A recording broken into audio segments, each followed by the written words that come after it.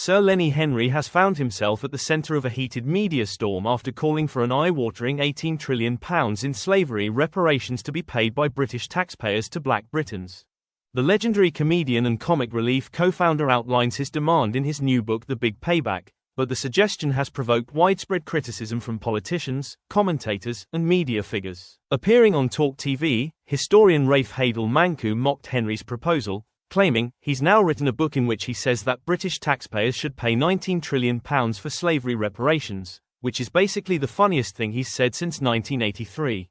He argued that the figure surpasses the entire GDP of China, and accused left-wing academics of exaggerating the role slavery played in Britain's economic development. According to Heydel-Mankoo, slavery accounted for only 5% of the British economy at the time, while much of the Industrial Revolution stemmed from domestic innovation rather than colonial exploitation.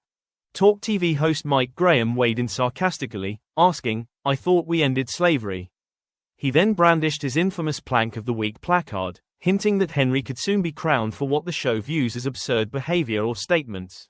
The controversy has spread beyond TalkTV. Prime Minister Keir Starmer quickly dismissed the proposal, reiterating that Britain's position on reparations has been made clear many times. Other commentators, including Nick Ferrari and Piers Morgan, also piled on.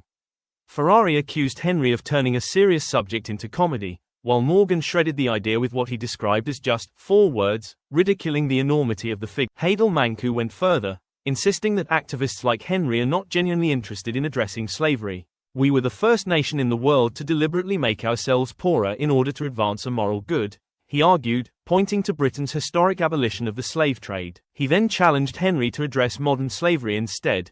If he really cared, he would go to Africa or the Middle East where slavery still exists today. There are 10 million Africans currently enslaved, but nobody seems to talk about that.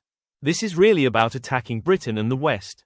The backlash highlights how explosive the reparations debate remains in Britain. While some campaigners argue that financial compensation is overdue, critics claim such demands are unrealistic, divisive, and detached from present-day realities. In Henry's case, what he framed as a moral argument has been received by opponents as nothing more than another punchline. Only this time, the joke is said to come with £18 trillion price tag.